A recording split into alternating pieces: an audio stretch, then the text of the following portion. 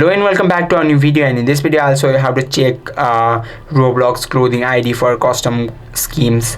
For that you need to open your Google or Safari. Make sure you are using search browser, not your app, and go there and you need to search for roblox.com and then tap on search, and you need to continue in browser, not in your app, and you need to log in here. And after logging in here you can see your after logging in, go to your marketplace there, and then go on marketplace, and then there you can see all the items. You can also search them by their name, and then tap to open that and go on the search bar on the top of your mobile screen, and there you can find the ID, and this number is that ID, and that is how you can check Roblox clothing ID for custom schemes.